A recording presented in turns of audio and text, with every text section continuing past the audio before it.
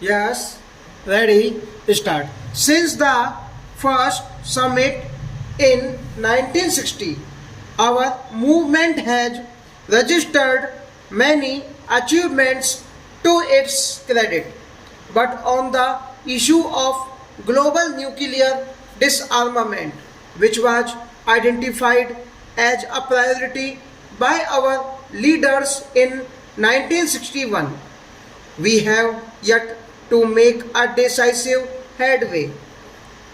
With the end of the Cold War, we are convinced that there is a window of opportunity that needs to be exploited.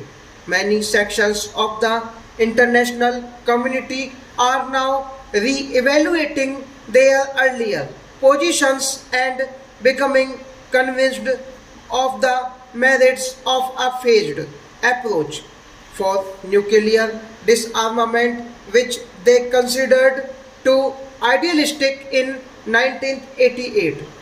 The Canberra Commission on the Elimination of Nuclear Weapons declared that the opportunity now exists, perhaps without precedent or recurrence, to make a new and clear choice to enable the world to conduct its affairs without nuclear weapons. Many others are realizing that the nuclear non-proliferation treaty cannot provide a lasting and genuine solution to the problem of proliferation. It is vital for our movement at this juncture to renew our commitment to the goal of a nuclear weapon free world and take advantage of this environment. Many of us have called on the basis of the document adopted at the Canberra summit for multilateral negotiations, leading to an early conclusion of a nuclear weapons convention prohibiting the development, production, testing, deployment, stockpiling, transfer, threat, or use of nuclear weapons and providing for their elimination. India's recent nuclear tests took place in a geopolitical environment where our security was becoming ever more threatened by the overt and covert nuclearization of our neighborhood. We do not, however, believe how any more than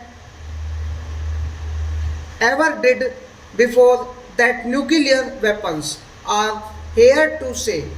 On the contrary, if the established nuclear weapon states agree to negotiations to abolish nuclear weapons, we will be the first to join. Today, I urge them as India has urged them so many times before to join us in the non-aligned movement in negotiating a nuclear weapons convention through which we can eliminate this last category of weapons of mass destruction. This movement, in keeping with its long-standing commitment, is issuing a historic call today for safeguarding our future. Let us pledge that when we assemble at the next summit in 2001, it will be able to welcome the collective decision that nuclear weapons shall not cast their shadow into the new millennium. Apprehension have been expressed in some quarters that recent developments in South Asia raise the specter of an arms race and heightened tensions. These apprehensions are misplaced. India continues to seek good relations with all its neighbors, work with them to build on our commonalities and shared aspirations. Differences should be resolved in a rational manner, peacefully and through bilateral negotiations.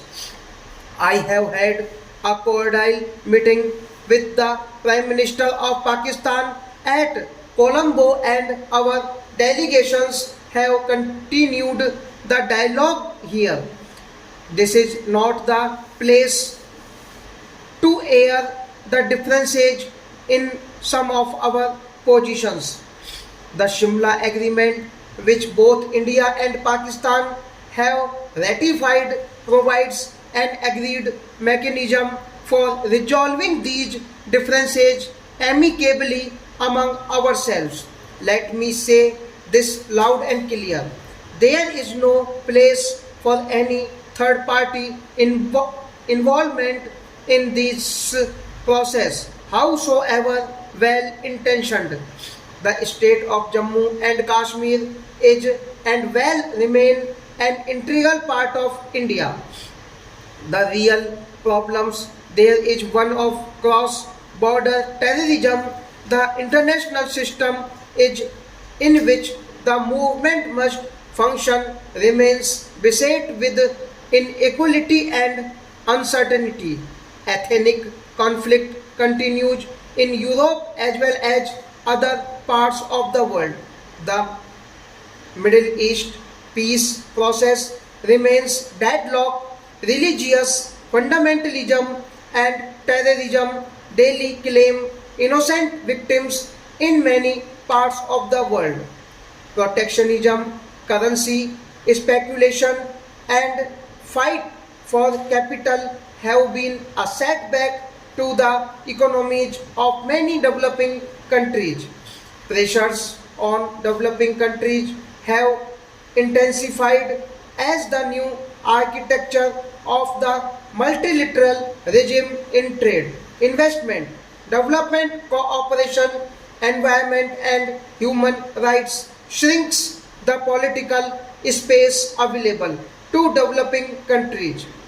The United Nations is being asked to shoulder increasing responsibilities, but its financial resources rest on shaky foundations. Expansion and reform of the Security Council should be based on global and non-discriminatory criteria. NAM and developing countries are most often the objects of the Council's actions. They must have a role in decision making in the Council of the basis of equality to meet the aspirations of its members. NAM has to develop the strength to translate its numbers into an effective voice in international affairs. It has to remain lost ground in a changed international environment.